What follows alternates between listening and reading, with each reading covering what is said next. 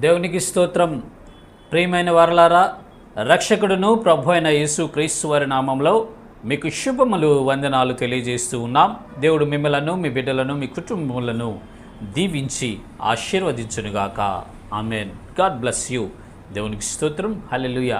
ప్రియమైన దేవుని బిడ్డలారా, ఒక వ్యక్తి ప్రయోజకుడు అవ్వాలంటే, ఒక వ్యక్తి ఉన్నతమైనటువంటి స్థానంలోకి వెళ్ళాలంటే, ఒక వ్యక్తి సమాజంలో మంచి పొజిషన్లోకి వెళ్ళాలంటే, ఒక వ్యక్తిని ప్రతి ఒక్కరు గౌరవించాలి, మర్యాదలు, గౌరవాలు, సత్కారాలు పొందుకోవాలంటే ఆ వ్యక్తి బాల్య దినముల నుంచే తన తల్లిదండ్రులు చెప్పేటటువంటి మాటలు శ్రద్ధగా ఆలకించి ఆ తల్లిదండ్రులు చెప్పేటటువంటి మార్గంలో నడిచినప్పుడు ఆ వ్యక్తి ప్రయోజకుడిగా మార్చబడతాడు అని మనకు తెలుసు. అయితే పరిశుద్ధ లేఖనాలు కూడా ఈ మాటలే మనతో మాట్లాడుతూనే చూద్దాము.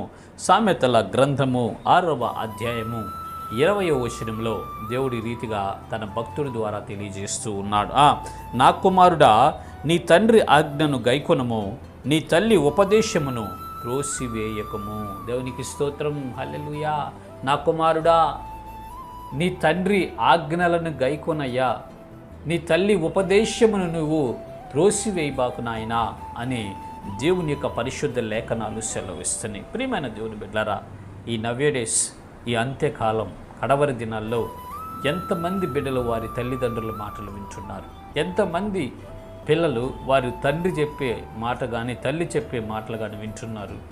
ఎవరైతే తన తండ్రి ఇచ్చిన ఆజ్ఞను, తన తల్లి ఉపదేశించే ఉపదేశంను త్రోసివేయకుండా తల్లిదండ్రులు చెప్పినట్లు చేస్తూ వారి జీవితాలు వాళ్ళ జీవితాలు కొనసాగించబడుతూ ఉంటాయో వారు గొప్పవారుగా మార్చబడతారు, వారు ప్రయోజకులుగా మార్చబడతారు, వారు ఉన్నతమైనటువంటి వారుగా మార్చబడతారు. అటు దేశానికి ఉపయోగపడతారు, సమాజానికి ఉపయోగపడతారు, కుటుంబానికి ఉపయోగపడతారు. అన్ని రకాలుగా ఉపయోగకరమైనటువంటి వారిగా వారు జీవించినట్లుగా మనము చూస్తామండి. అంత మాత్రమే కాదు, కానీ మంచి పేరును వారు పొందుకుంటారు. దేవుని దృష్టిలో కూడా మంచి వ్యక్తులుగా వారు మార్చబడతారు. అసలు ఆ తల్లిదండ్రులు ఏమి ఆగ్రహిస్తారు, ఏం ఉపదేశం చేస్తారు? విశ్వాసులైన తల్లిదండ్రులు అయితే బాల్య దినముల నుంచే దేవుని యొక్క వాక్యమును, దేవుని యొక్క కట్టడలను, దేవుని యొక్క ఆజ్ఞలను ఆ బిడ్డలకు బోధిస్తూ ఉంటారు. తల్లి ఉపదేశిస్తూ ఉంటుంది, తండ్రి ఆజ్ఞాపిస్తూ ఉంటాడు. నానా, ఈ ఆజ్ఞల ప్రకారమే నువ్వు నడుచుకో, వీటిని అతిక్రమించి నువ్వు వెళ్ళబాకు, ఎక్కడికి వెళ్ళాలో, ఏం చేయాలో, ఎవరితో మాట్లాడాలో, ఎలా జీవించాలో, ఎలా ప్రవర్తించాలో అవి మొత్తము తండ్రి తల్లి నేర్పిస్తూ ఉంటారు దేవుని యొక్క వాక్యమును బట్టి. ఏ పిల్లవాడైతే, ఏ మనుష్యుడైతే తన తల్లిదండ్రులు చెప్పినటువంటి మాటలు విని శ్రద్ధగా వాటి ప్రకారం నడుచుకుంటూ ఉంటారో వారి జీవితాలు ఆశీర్వాదకరంగా మార్చబడతాయి. వారి జీవితాలు వర్ధిల్లింపులో ఉంటారు, వారు ఉన్నతమైనటువంటి స్థానంలో ఉంటారు, మంచి పేరును, ఘనతను పొందుకుంటున్నారని మనము తెలుసుకోగలం. కాబట్టి ప్రియమైన దేవుని బిడ్డలారా, విశ్వాసులమైన మనము మన బిడ్డలకు దేవుని యొక్క వాక్యమును ఉపదేశించాలి. మన బిడ్డలకు దేవుని యొక్క కట్టడలను, దేవుని యొక్క ఆజ్ఞలను మనము వారికి ఆజ్ఞాపించి, నానా ఈ ఆజ్ఞల ప్రకారం నడుచుకోనండి, ఈ యొక్క విధుల ప్రకారం మనము జీవించినట్లయితే దేవుడు మనల్ని ఆశీర్వదిస్తాడు, ఉన్నతమైనటువంటి స్థానంలో మనల్ని ఉంచుతాడు అని ప్రతి తండ్రి తల్లి బిడ్డలకు ఉపదేశించాలి, బిడ్డలకు బోధించాలి, బిడ్డలను ఆ మార్గంలో నడిపింపచేయాలండి.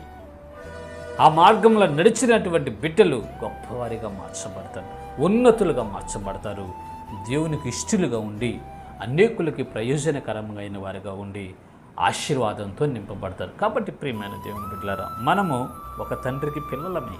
మొదట మనము నడుచుదాం. దేవుడు ఆజ్ఞాపించిన ఆజ్ఞలను మనము పాటిస్తూ, దేవుడు ఇచ్చినటువంటి కట్టడలను మనము అనుసరిస్తూ, ఆయన మార్గంలో వెళ్తూ మన బిడ్డలకు కూడా దేవుని యొక్క ధర్మశాస్త్రమును బోధించి ఆ మార్గంలో నడిపింపచేసి ఆశీర్వాదకరంగా మనం మార్చబడదాం, అనేకులకు ఆశీర్వాదకరంగా ఉందాం. ఇట్టి కృప దేవుడు మనందరికీ కలుగు చేయనుగాక. ఆమెన్. God bless you. దేవునికి స్తోత్రం. హల్లెలూయా. Praise the lord.